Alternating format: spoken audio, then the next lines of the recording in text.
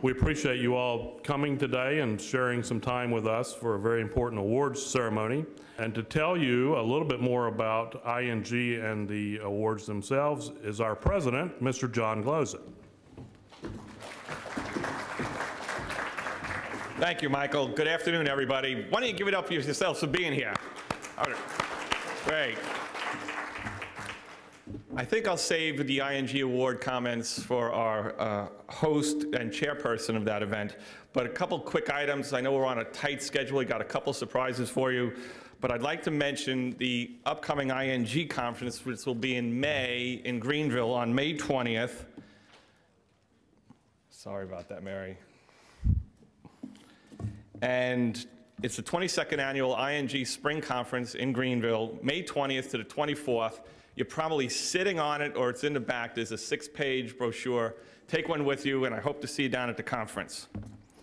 The second item is a new program to ING called the Plus One. It's for the ING members to introduce a new member to ING.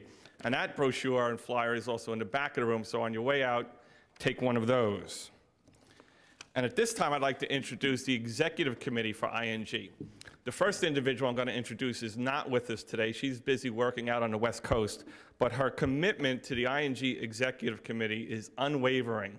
We had an Executive Committee conference call about 2 weeks ago. She called in from Vietnam. What does it take? I mean, you know, she's out in California. I know the only Vietnam I ever heard of is halfway around the world, and she calls into a conference call, and it was absolutely fabulous. But Tis Dahan from TaylorMade is one of the Executive Committee members. Let's give it up for Tis.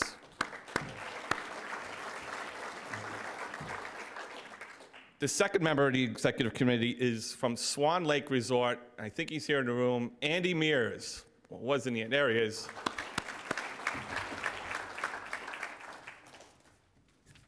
You need those? Sorry about that. I hate when that happens. The third member of the group is from Razor Golf, lives on the other coast of Florida, from Tampa, George Baker, in the back of the room. And finally, from Philadelphia, and I was down in Philadelphia, during the summer, and one of the things interesting about going to Philadelphia is their Philadelphia cheesesteaks. Me being from Long Island, what I learned is when you're in Philadelphia, you just have to say cheesesteak and not Philadelphia cheesesteak and look like an idiot. But from Philadelphia, from TL Golf Services, Tony Leodora in the back of the room. And at this time, I'd like to introduce the chairperson of the Industry Honors Awards. She's the founder of Golf Marketing Services. She's the voice of ESPN Orlando for Golf Talk from Inside the Ropes. I found out she's from upstate New York, which really doesn't count considering I'm from Long Island, but she's a lifelong Buffalo Bills fan. Okay, that shocked me a little bit, but I have 2 words for most of you. Go Giants. Our Industry Honors Chairperson, Ms. Holly G. All right, let me hear the cheers for those Buffalo Bills out there. All right. We had hopes, but the definition of an optimist in Webster's dictionary, you'll see Buffalo Bills fan. That's me. Welcome, everyone. The ING Industry Honors was created to recognize outstanding achievements in numerous categories from the golf business. Nominations are open and accepted from anyone in the golf industry. Subcommittees, including experts related to each category, then review all the nominations and trim the list to 3 in each category. A final ballot is placed on the ING voting site, and voting is open to all ING members. And I want to thank many of you, some in the audience today, but I have a lot of help. It's a big committee. We do a lot of work all year long, and then to present the event today. So thanks to all my hardworking committee members. And it's with my pleasure that I introduce our MC for the awards today. She is a 10-year member, played 10 years on the LPGA Tour. She is a very experienced media veteran, 25 years in television on ESPN and CBS. Many of you may not know this, but she was the first woman to cover a men's major for CBS at Riviera Country Club. She does numerous clinics and exhibitions around the world, has been a spokesperson for many companies. For those of you looking for someone, she's a sponsor's dream.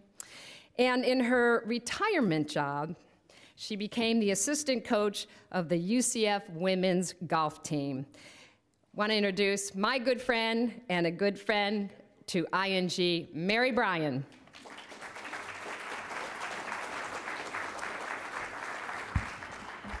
Thank you, Holly. I appreciate that. Kind of interesting the note about Vietnam. My rookie year on the tour, I did a USO tour in Vietnam when the war was still on. That's how old I am. But I remember standing on the beaches at the China Sea with some Marine helicopter pilots, and they were standing there looking at everything saying, wouldn't this be a beautiful golf course someday? So sure enough, that's what they're doing over there now, and it's really a beautiful, beautiful place. So let's get on with the awards. And the first category is TV advertising and commercial series. The winner in this category is MasterCard, and accepting the award, Scott Seymour, the Senior Vice President, Octagon, so congratulations to MasterCard. The next category is print advertising for products or services, and the nominees are Adams Golf, and their slogan was Options, Work It, Bomb It, and Play It. Representing Adams Golf is Jeff Wood. From Ashworth, and their slogan, The Course Never Leaves You. And representing Ashworth is Krista McNamara. And the third nominee is Celebration Golf, which is located right here in Orlando, and their slogan is Kids Play Free. Representing Celebration, Kenny Naran. And the winner, as we know already, because you're on the stage, right? And Kenny, congratulations. I might add that Celebration Golf is acquiring all kinds of properties in Orlando, and they've done just a wonderful job, so congratulations, Kenny. The next category, public relations and promotions. This award recognizes an individual, a company, or organization that has created a unique concept, idea, event, or campaign to promote, publicize a company, individual, or product, or a special golf event. The nominees are Harmon's Heroes for a Cause. Win Grips designed a special Win Hero grip. The campaign included print advertising featuring Butch Harmon, with a portion of the grip's proceeds going to Troops First Foundation to recognize and honor and support our U.S. soldiers. TaylorMade Adidas and Ashworth Village 2011 PGA Show. Dave Cordero, you representing? Yep, Dave, you'd stand. TaylorMade Adidas Golf returned in full force last year. The company built a virtual self-contained mini mall, and I believe it's here again this year, with a demo area, a cafe, a living room, a faux fireplace, everything but probably the margaritas. It included equipment, apparel, and footwear. So congratulations to you for your nomination there, Dave. TaylorMade Golf Whiteout is the third nominee. To promote the launch of the white-headed R11, the Bernard Superfast 2.0 drivers, TaylorMade Golf teamed with Golfsmith on a whiteout day on 54th Street in New York City. They created a golf hole with snow and a target. It was attended by Sergio Garcia, Martin Keimer, the CEO of TaylorMade Adidas, Mark King, and Donald Trump. And the winner is TaylorMade Golf, the Whiteout. Congratulations. The next category, player development, which, as we all know in the golf business, is very important. And this recognizes people, courses, or organizations that have conducted successful new player development initiatives. Extremely important for our game. The first nominee, Executive Women's Golf Association, represented today by Susan Nagel. For 20 years, the EWGA has been welcoming women into the game of golf. The EWGA has provided more than 100,000 women with a wide variety of resources and programs to improve your games. The second nominee, Tradition Golf Club, represented by Will Grant. This Charlotte course is the leading golf course this year to get golf ready in a 5-day program conducted by the World Golf Foundation and Golf 2020. Tradition attracted 700 new golfers to the program, which is 300 more than any other golf course in the United States. And the third nominee, The Virginia State Golf Association, represented by Ashley Berger. The Virginia State Golf Association had the goal of shaping a child's life through golf, and it resulted in the Independence Golf Club and Robbins Junior Golf Program. This first-class facility hosted over 16,000 children with a special emphasis placed on at-risk children. The winner in this category, the Executive Women's Golf Association, 100,000 women affected. Very good, congratulations. The next category, print advertising that appeared in trade publications. The nominees are Golf Week, represented for Golf Week, Elizabeth Hawkins. The next nominee for print advertising, Redexum, there's only one original was their slogan. And the third nominee, Howard Fertilizer, and their slogan, What's Your Handicap? The winner is Golf Week. Accepting the honor, Elizabeth Hawkins. Elizabeth, congratulations. The next category is Achievement in Golf Course Design. These nominees are all successful golf course designers who recently completed projects that are very different from each other. They're all wonderful works in their own way. The nominees are Gene Bates for Salish Cliffs. It's represented today by David Cass. Bates made an outstanding use of an incredible golf course site. It's located near Seattle. Par 72 offers world-class golf, stunning Pacific Northwest views, elevation changes of 600 feet, and great privacy abounds on the golf course with 16 of the 18 holes surrounded by lush forests. The second nominee, Corin Crenshaw, Pinehurst #2, who we're all familiar with. Scott Sayers is here today. Corin Crenshaw were charged with restoring the natural and strategic characteristics that were the essence of Donald Ross. And if you played Donald Ross, you know they're a little different than anything else. They did this for the upcoming US Open, which, by the way, will be back-to-back with the men and the women. It'll be a very interesting project for Pinehurst. They replaced about 35 acres of turf with hardpan and native wire grasses. All the rough has been eliminated, and the course now just has 2 lengths of grass. That would be the greens and everything else. So if you're going to play Pinehurst, please hit it straight, right? And third nominee, Robert Trent Jones Jr., the Patriot, which is located in Tulsa, Oklahoma. Of course, Robert Trent Jones Jr., the son of legendary architect Robert Trent Jones, is one of the most decorated designers in our time. A total of 33 courses designed by his firm are ranked among Golf Digest's top 184 courses in the world. One of his recent designs is, again, the Patriot. It serves as the home of the Folds of Honor Foundation. He describes the Patriot as a blend of strategic and heroic golf puzzles that are up to the golfer to solve. And I will tell you that I believe it's either at 12 or 1 o'clock every day on that golf course. Everyone stops playing and they play taps. Everybody faces the American flag, puts their hand over their heart, and they wait for the taps to stop, and then they continue the rounds. It's really quite touching. So the winner is Corin Crenshaw for Pinehurst #2.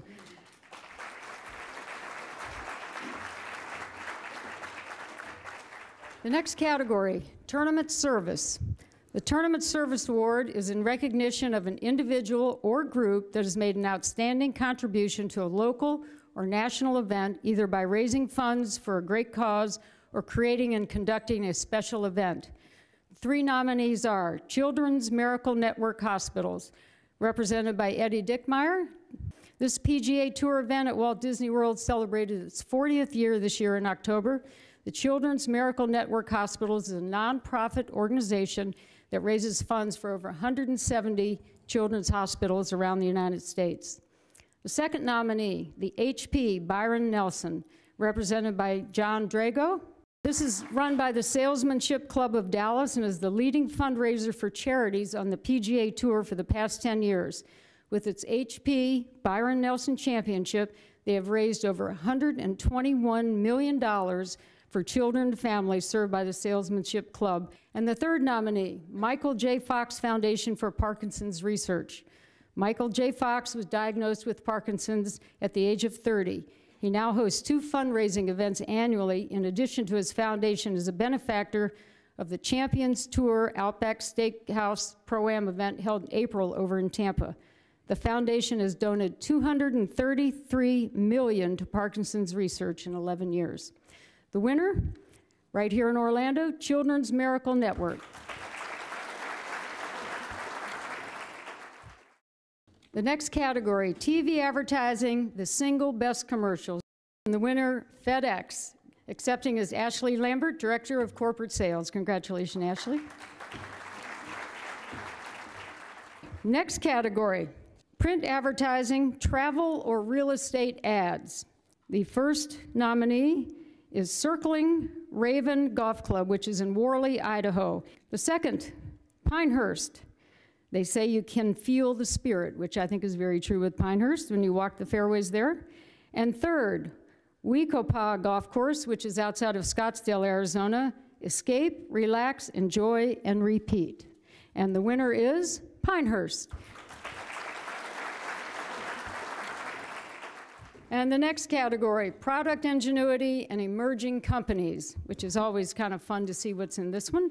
These companies have made a significant impact in the marketplace. They're innovative in nature and demonstrate the ability to increase the quality of golf for everyone. The first category, and I suppose this increases the quality of golf, is Certifresh Cigar, represented today by Jeff Stiles. It's been an amazing year for this unique company that supplies high-end cigars to courses to sell as a revenue source. The key here is that each cigar is individually packaged with a humidipack that guarantees freshness for 1 year. The company account list is increased by 40% in 2011, which is huge in today's economy. The next nominee, Herbie's One Putt Wedge, represented by Kit Mungo. This hybrid design putting wedge features a shaft designed to automatically position your hands in a forward position. This product produces a pendulum-like stroke, which is a mechanically correct way to strike a golf ball. The putting wedge's patent shaft creates an extremely stable club face at impact, resists twisting, and was voted the ING Conference Best Product last year, so congratulations on that. The third nominee, Tour Links, represented by Dave Barlow. The company is an innovator of the first ever modular putting green system that lets you experience the realism of professionally installed backyard golf green indoors or outdoors without all the hassle that goes along with gravel and everything else when you put one in the backyard. You can leave your green outside permanently, or you can take it inside for practice. Molded panels kind of form with the land, so you have automatic little breaks in your backyard terrain. The winner, Tour Links. Very nice. Congratulations, Dave. The next category, product ingenuity, market-leading companies. These nominees have made significant impact in the marketplace and have technology that successfully have helped golfers improve their scores. First nominee, Adidas Tour 360 ATV. The Tour 360 series has been a force in the golf footwear industry since its introduction in 2005. The newest offering of the line, the Tour 360 ATV, features unrivaled traction, thin technology, flexible outsole, and all combining to allow a golfer to adapt to any surface, lie, or angle. And thin sole shoes tend to be the thing now because people are reading the greens much more with their feet, or as much as they are with their eyes. The next nominee, Power-Built Airfoil N7 irons, represented by Ross Kavinji. These are the longest hitting and most accurate irons in the game according to TrackMan data, featuring maximum game improvement heads with ultra-thin faces, pressurized with nitrogen. Airfoil N7 irons are a unique combination of design and technology. And the third nominee, TaylorMade R11 driver, represented by Dave Cordero.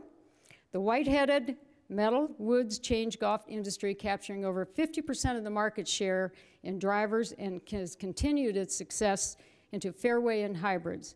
The new and unique ASP plug allows golfers to perfectly tune in their driver to match their individual swing. So the winner in the product ingenuity and market leading companies is the TaylorMade R11 driver. Dave? And the last category, which I think is always very significant and important, it is the achievement in business by someone in the golf industry. These three people have all fashioned tremendous careers in the golf industry.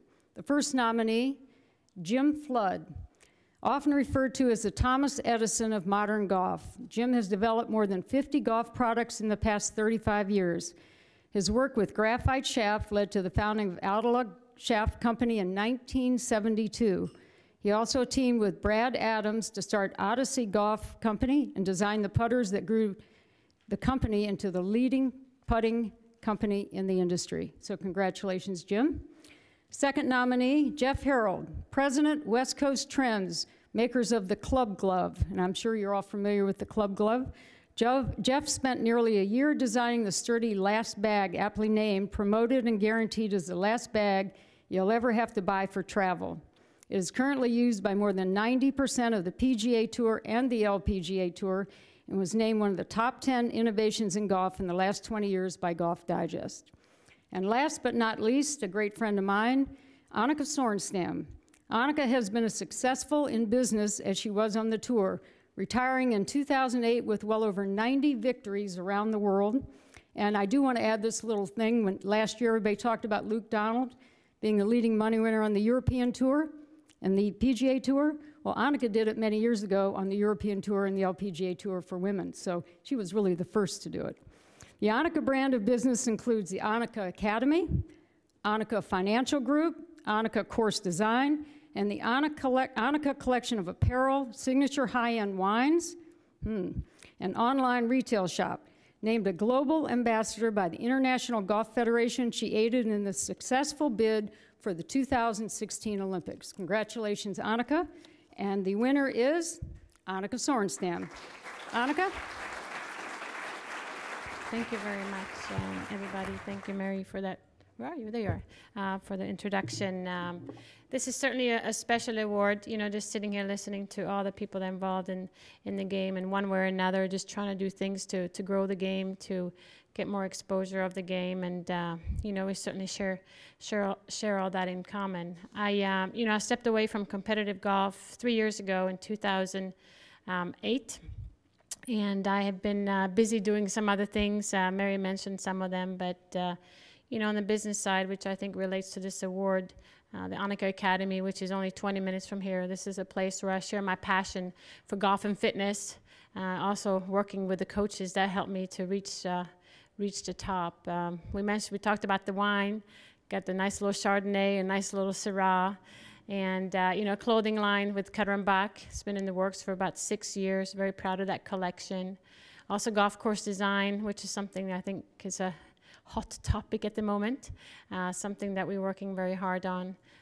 It's just a few of the things I'm working on, and of course the foundation is more the nonprofit organization, but really committed to the kids in this community.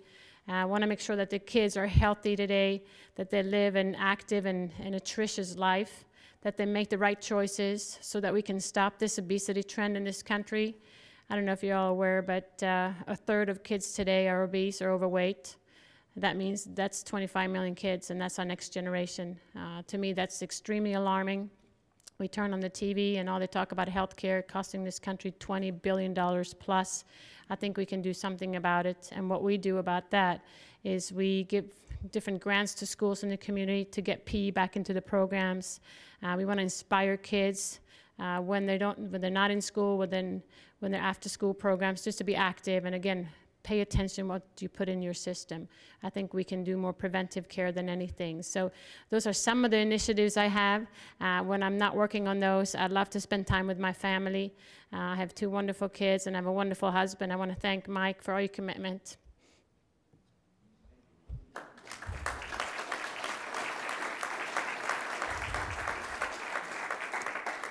And of course, I got my parents here. They don't often come, but they're here, so I want to thank them for their support. So, thank you.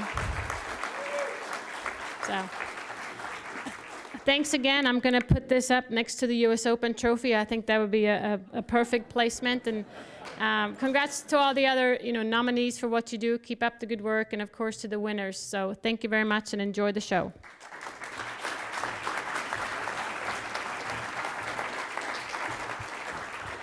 Once again, I just want to thank everyone for coming. And just a quick note on Annika. Again, as busy as she is, in my retirement job with the University of Central Florida women's golf team, we play Lake Nona. and I'll give her a jingle, and Annika will come out on the golf course and spend time with the players. So she's totally committed to what she really believes in. So thank you for that, Annika, and thank you all for coming, and enjoy the rest of the show.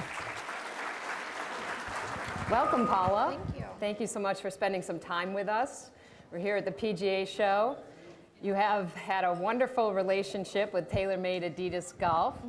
A lot of noise going on again this year down at TaylorMade with the launch of the rocket balls.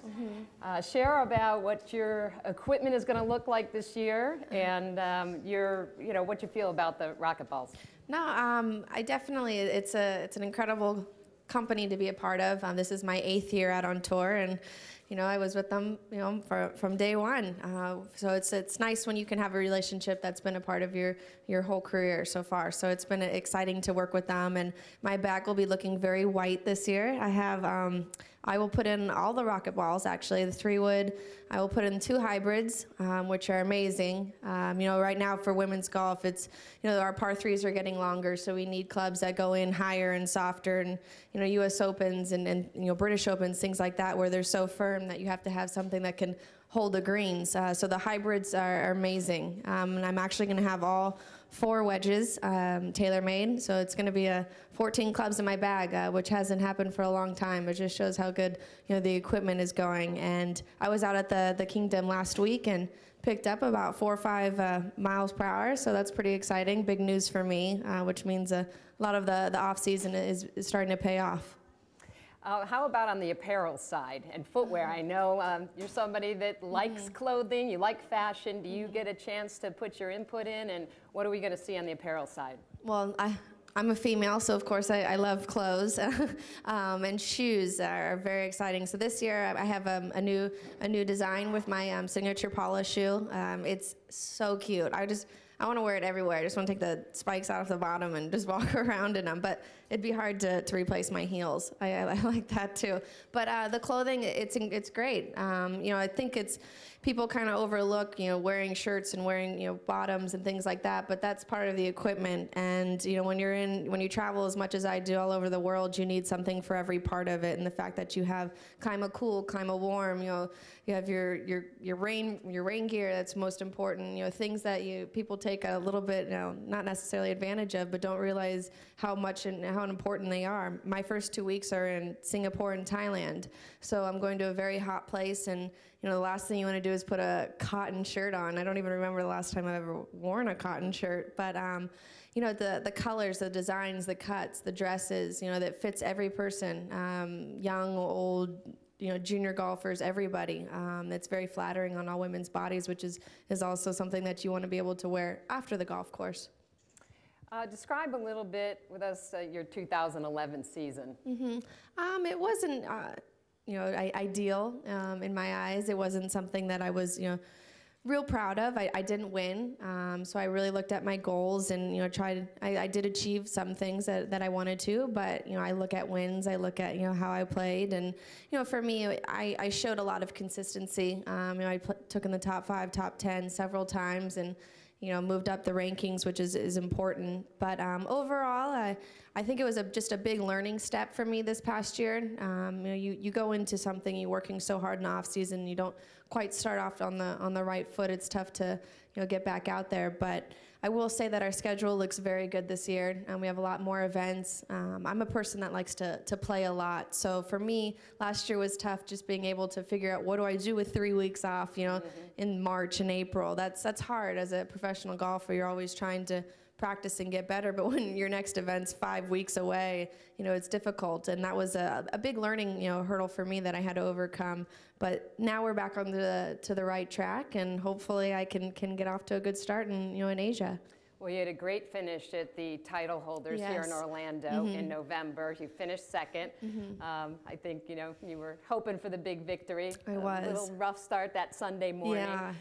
You haven't had a lot of time off. What have you been doing in the off season? And share a little bit about that final tournament. Well, the final tournament, it was at Grand Cypress, so that's just in my backyard. And last year, when it was there, I didn't take advantage of having it be in my backyard. I didn't go out and play it as much. And this year I learned that I'm going to play that golf course. It's a lot harder than what I ever gave it credit for, and I played it about 5 times, but, going into the week. So I knew where to miss it, where to hit it. It's a tricky golf course, especially when they make the greens so firm there.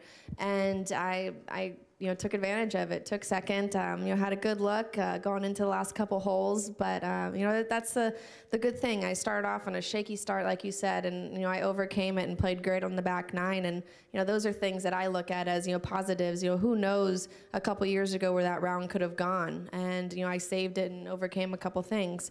But I went to Taiwan, and I think I played in the worst weather I've ever played in my life. It was 55 miles per hour blowing. The greens were like an 8 or a 9 on the stimp meter, and the balls were oscillating. I mean, that's hard to do on an 8, on a green. That just shows how hard it was. But it was fun. And then I went to California to see my family, and been practicing really hard. Take a little time off for the holidays? I did. I went, my grandma lives in California, so I went out and saw a lot of my family members there. Went to San Francisco, went to Napa, did some fun things, and then, came back. And my grandpa, who comes to a lot of the tournaments on the East Coast, he's 94, so he came down to Orlando. He lives in New York, so he had to get out of that snow. And was here for about a good 2.5 weeks, and he came out and watched me practice every day. Sat in the cart and goes, now you hit it 5 feet, and he said, do it again. And I'm like, okay. And it was 6 feet. Well, that wasn't as good as the first one. I'm like, man, that's where I got my competitive side from. This is from. He goes, can't you do that 5 times in a row? And I'm like, I'm trying. I really am. I'm trying hard.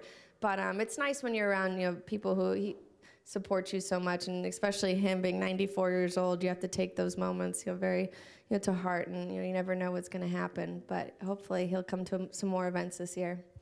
Your swing coach, longtime swing coach, David Whalen, correct? Have you been working on anything in terms of your swing? Definitely. I think this is the most, probably the best my golf swing has ever been. I just, my thumb's completely recovered. I had a couple issues last year with some, body parts out on the golf course, like everybody does. But we kind of fixed a lot of things. I have a new trainer, and my body feels great. I feel a lot leaner.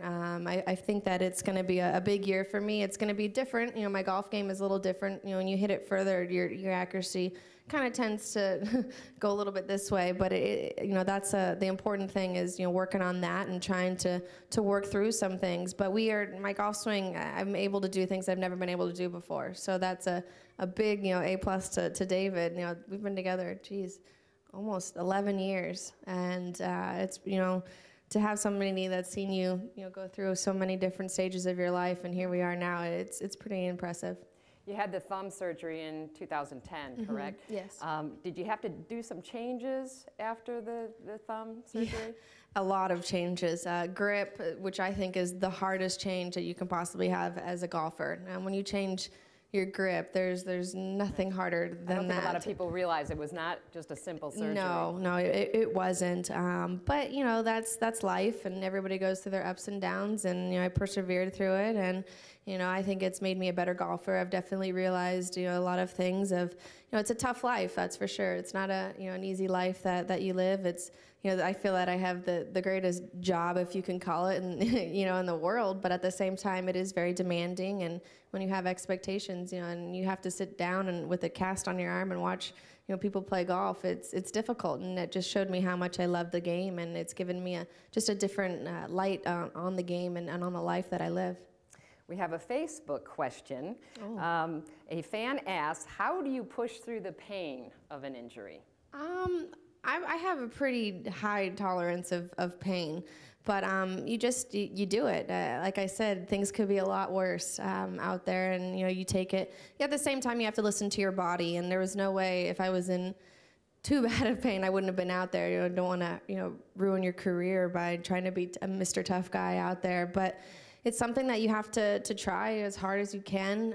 Maybe your expectations aren't what they are when you're feeling healthy, and you have to kind of do an overall look of the whole picture of am I hurting myself? Am I gonna that's something my doctor told me was you're gonna be in a lot of pain, and I was like like a good pain, a bad pain, what kind of pain? He said just you're gonna be in pain, and you're gonna have to just overcome it, and mentally you do if you want to be the best. Well, fitness is a big part of your whole routine, correct? Yes. What specifically do you work on as you're moving from the off season into the season? And does it change when you're on tour? Well, that's the hardest thing is when you're at home, you go to the gym, it's your routine, you practice, you do work out this. When you're on the road, you have other distractions, other things that you have, obligations that you try to do. Important, you have to try and do what you do at home on the road. And my trainer, John Burke, I never lift a single weight. It's a lot of it's just, body, my own body weight and that kind of thing. And like I said, I've gained a bunch of miles per hour, and I probably have gained about 8 or 9 pounds, believe it or not. And I probably look the thinnest I've ever been. But it's a funny thing how actually endurance and cardio, speed, all of that is so important. Well, especially with the amount of travel that you do, with the LPGA schedule now so broad internationally. Let's look at the 2012 season. It kicks off in February, and you're going to be overseas for the first 3 tournaments. Then you come to Phoenix in March. What are your goals for 2012?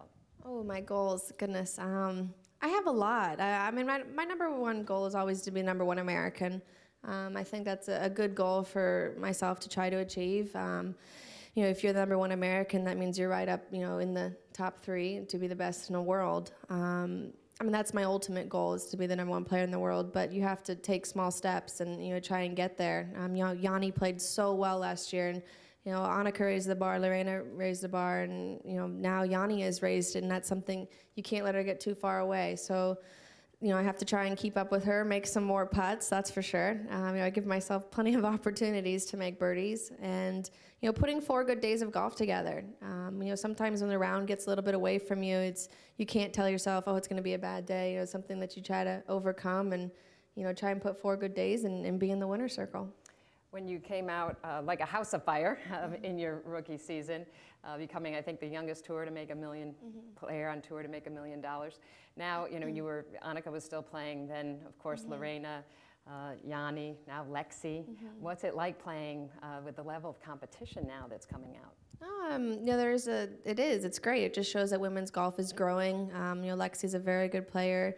It helps the tour and everything about it, and it's exciting when you have such a diverse group of girls. And I think that when we are able to travel all over the world, we get to go to different places, and even playing with sponsored exemptions, girls that are there that want to be out on tour and they get to see it, and they'll work hard. But the level of play right now is very high.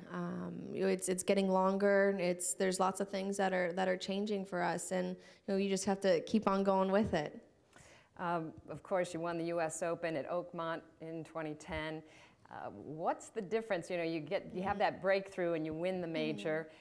You go from having never won a major to then winning the major. Then when's the next major coming? So in your thought process, what's that transition like? Well, winning my first major was very exciting.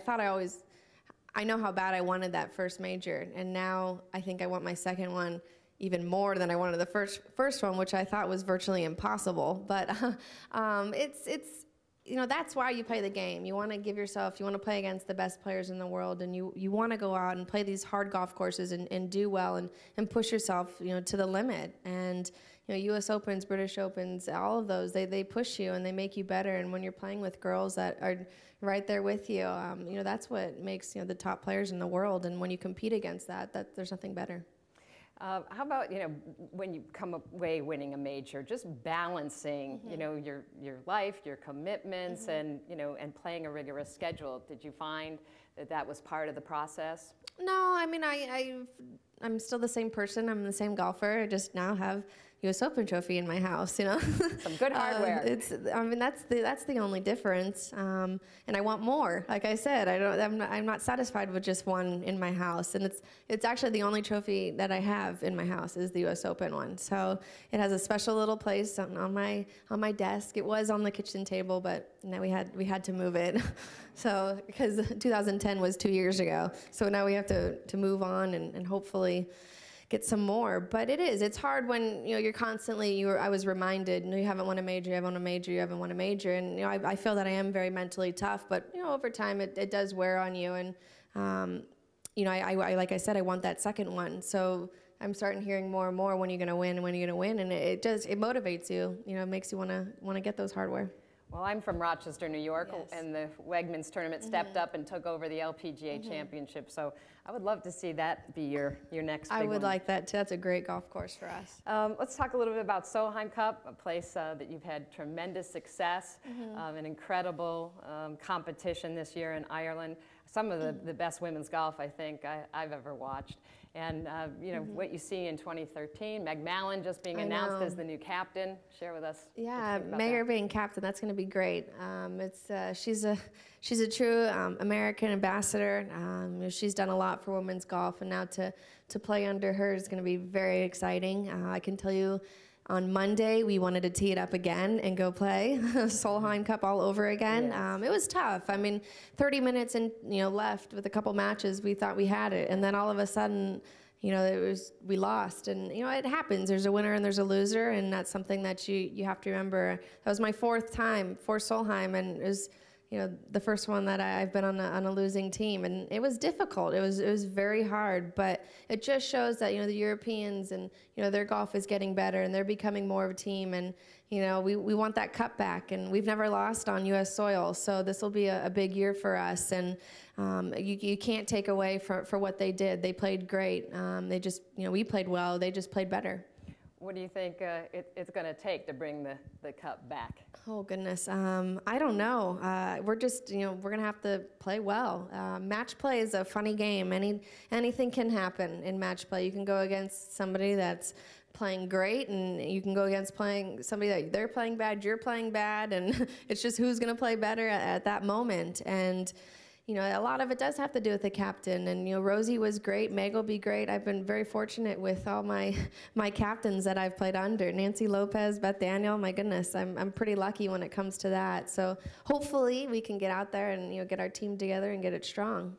Do you think playing in Colorado is going to be interesting in terms of just the elevation, and you think that's going to be an advantage? I do. Fitness is a big thing in Colorado just because of the air, and you saw it at the U.S. Open. I mean, obviously that was a little bit. Playing 36 holes. I think I played 34 holes on Saturday, and you never want to do that in general, and then you want to do it at a U.S. Open, and then you want to do it in Colorado. It was like at the end of the day, I was like, don't talk to me, don't let me breathe. But so that'll be a big part of it, especially with 2 matches a day. But depending on the golf course, hopefully the rough will be up and it'll be narrow. European team they're very long, so if we can try and manipulate the golf course a little bit differently, then who knows. So we have a lot of media in the audience here.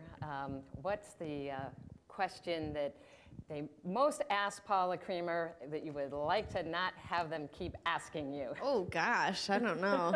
Maybe if you asked me that 2 years ago, when are you going to win a major? That probably would have been it. I don't know. That's a good question. Maybe that question. No, I don't know. I don't know, actually. You stumped me. That's not very often where I'm stumped, but I'll have to get back to you on that. Wasn't meant to be, but we thought maybe we could advise these guys and what no, because then they'll ask it all the time. Yeah. All right. So let's just do some fun things about you.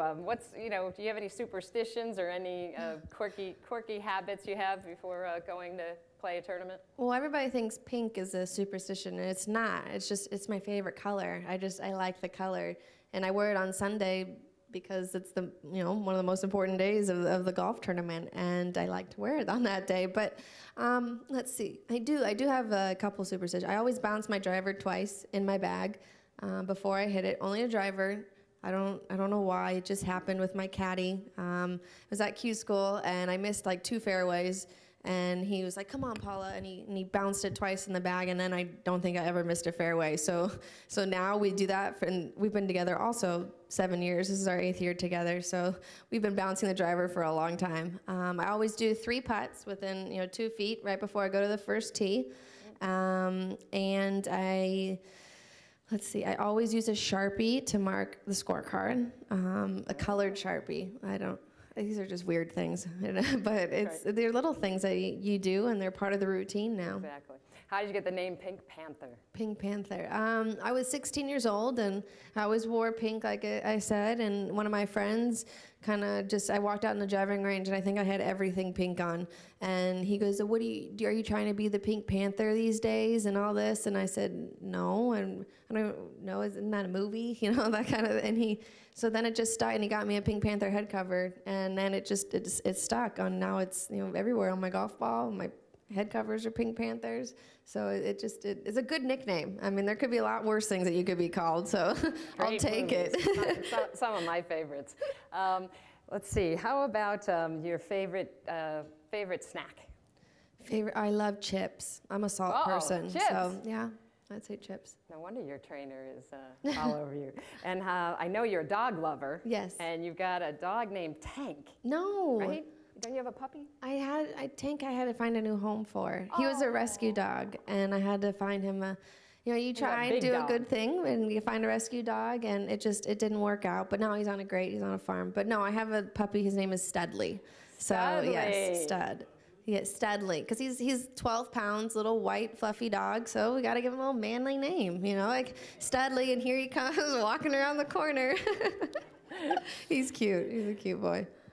What's the craziest thing a fan has ever requested? Oh my, there's a lot. I think that there was one guy, he asked me to sign his arm in Sharpie, and I thought nothing of it. And then the next year he came back, and it was tattooed there. So I was like, oh my God, I feel like I branded you or something. But no, that was strange. Let's see. I don't know. There's always some weird things that happen, but signing tees. People ask to sign tees, and I'm like, do you know how small that tee is to sign? Have you tried to do that? If you won't try it, then why should I try it, you know? So those are kind of awkward. If you weren't playing golf, what would you be doing? I would definitely be into fashion, design.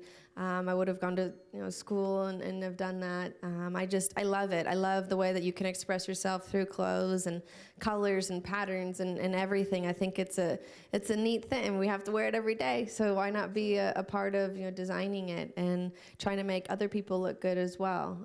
But I love that. I hopefully I can somewhat have after golf maybe do something with it. Fantastic. Well, I'm sure there's some people in the audience that want to ask some questions, so we'll turn it over for. Well, along the fashion line, you work Yes. a lot with the Junior Golf Association, and on Sunset, you're the only golfer that consistently wears sunglasses. Yes. Do you feel both that it protects your eyes and does it help your game? Well, I don't think I'd ever do something that would hurt my game, that's for sure. But yes, I wear sundog sunglasses, and it's important. I have light eyes. I want to protect my skin when I'm out there, and you're in the sun so much, you're squinting. And my mom always was really, really big with me wearing tons of sunscreen and protecting my eyes. So I learned when I first started playing golf, I had sunglasses on. But it does. I mean, it's amazing what you can do with lenses. We have a mellow lens that just it exaggerates things, and you can see it so much better, and it's helping, and it protects your eyes, especially when it's windy, things blowing around, all of that kind of stuff. And it prevents wrinkles too. So that's another A+ part about sunglasses. Rick? Can you talk a little bit more about Rochester, the LPGA event there? That's where I live, and Locust Hill. Locust Hill, that was one of my first LPGA events I ever played in. I was 16 years old, and I got a sponsor's exemption, and I actually got to play with Mr. Wegman. And he was such a gentleman, one of the nicest men I've ever met. And sorry he's passed away, but he's made that event for everybody. I feel like I've always said it's my second home. I've never been to a golf course or to a city that's embraced me so much, other than where I'm from in Pleasanton. And that's so nice to go to. And when you're Nancy Lopez is the queen, and when you get the nickname to be the princess, how could you not like going back there? But it is. The golf course is great. Taking over as a major, puts a lot of expectations on a golf course. It's an old golf course. It's short, and they've done a good job of making it, the rough as thick as they can, the greens very fast, to have us there. Is it a course for your game? Definitely. Last year I think I I think I took second or third maybe last year. And you know, the years before I've put just so much pressure on myself because it is like my second home and I've always wanted to win in front of everybody there that I kind of, it took away, I put too much pressure on myself out in the golf course. And this past year I just said, we're going, I played the Pro-Am and, you know, I played great. So for me, I just have to, you know, enjoy being out there and not trying too hard.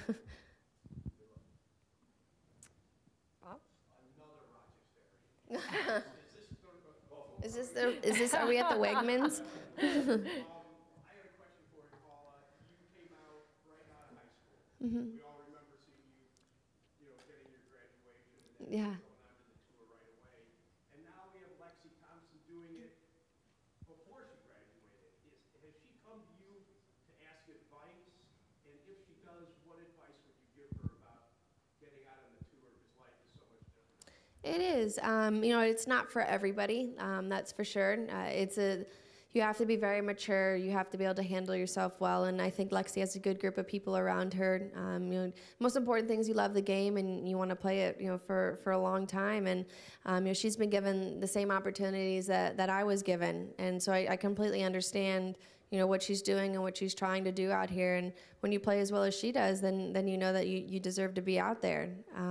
But I do know Lexi. I was her captain a couple years ago at the Spirit Cup, and I got to really know her very well. And you know, it's nice to see her. You know, we're gonna be a friendly face out next year. Sticking with Lexi questions, is she going to be as good as she appears to be? Are there other young players we should be watching out for? Well, I mean, I hope so. It's great for the game. It's good competition. You know, you can't ever predict anybody's future by any mean, but she looks like she's headed in the right direction. You know, it's a tough, like I said, you know, playing every week. It's hard when you're being that competitive every week. It's not like you can have that 1 month break, this and that. So this will be a little bit different for her, but I think she'll do very well as she's proved herself so far. I mean, there's a lot of really good players. I think it's just getting those opportunities, you know, playing in a couple big LPGA events and playing well. You know, the Futures Tour is doing well. There's a lot of girls that are coming out from there that are playing well. And like I said, it's hard our schedule because, you know, for a while there's just such limited field events, and you know, people couldn't get into those. And you know, getting more events on the schedule will help players be able to get out there and play. Commissioner Mike Wan, certainly very, very visible since he's come on board. I've seen him, I think, at almost every single tournament. And a lot of great announcements coming out with this year's schedule.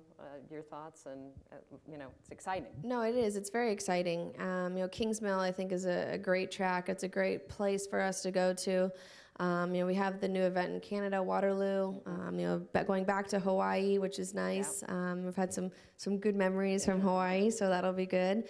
But it is, and that's what we wanted. I think that he's done a great thing for the LPGA Tour. He's kind of put in a tough spot when he first came out, and I think that he's handled himself, and you know, he's listening to us, which is, you know, very important. And you know, he's putting it in a direction where we like and where we want to be a part of it and do as much as we can. You know, as a tour, I think that we do a lot for it, and it's just getting ourselves out there and, you know, having people want to watch us and want to see us and come to the events, and he's making that more possible now. Another question? Well, I'd kind of like to know what charities you're currently involved with, as I'm with that nonprofit as well myself. Okay, my foundation is in the process of going through right now, but it's going to be for the military. I come from a military background. My dad flew for the Navy. My cousin was over in Afghanistan. So uncles, grandpa, everybody is part of that. So I've always been, you know, a very proud American, and I want to, you know, support our troops as much as I possibly can. You know, without them, who knows what would happen over here. But it is going to be that. The basis of where it is still wording it in the proper way. So for me, I do want to help the families. I want to help the children, the wives, either way, husbands, wives. So I think near the middle end of the year, we'll probably do another big announcement for it. It's still in the early stages. Maybe we need to talk. I'm going to tee it up for the troops. Oh, great. Okay, that'd be great. Definitely. Well, that might explain a little bit why you would step into an F-16 fighter jet after the U.S. Open. Yeah. What was that like?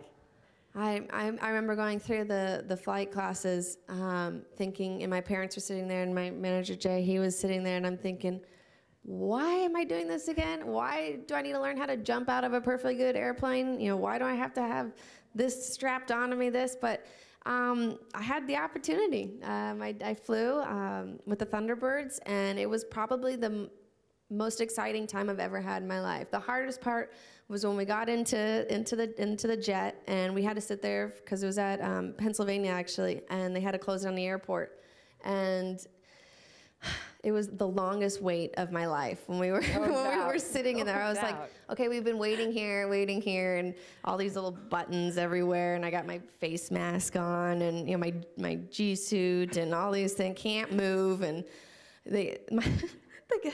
one of the guys comes and he puts these 2 plastic bags on both my thighs, and I go, what are those for? He goes, these are if you throw up. And he goes, have a good flight, and I go, I'm sitting there like, oh, thank you, thanks. That's a nice, and I didn't get sick, and I pulled 9.1 Gs. So I did. My dad only pulled 6 Gs, so I have an up on him. I was very excited about that. But it was fun. I did everything that they do in a show. I flew upside down. I did the twirly thing up in the air. I think I got to 10,000 feet in 3 seconds. Moly. I mean, it was, and then I got, the best part about it is I got on, I think, JetBlue afterwards. You know, I flew on a jet, and then 2 hours later, I'm going through security, and we're getting on this airplane, and it felt like an hour before we got up. I was like, yeah, I was here like 2 seconds ago, and then here's JetBlue, you've now reached 10,000 feet. But it was fun. It was an experience I'll never forget. No doubt. Well, before we let you go, thank you very much for spending time with us, Paula, and of course, the big game is coming next week. Super Bowl. I know, my 49ers are not in it, so. So who's your pick? I'm gonna have to go Giants. Yeah, good thing, a lot of New Yorkers in this room. I am. Eli Manning, I have to say, so. Well, let's give a big round for Paula Creamer. Thank you, guys. Thank you so much. Thank you.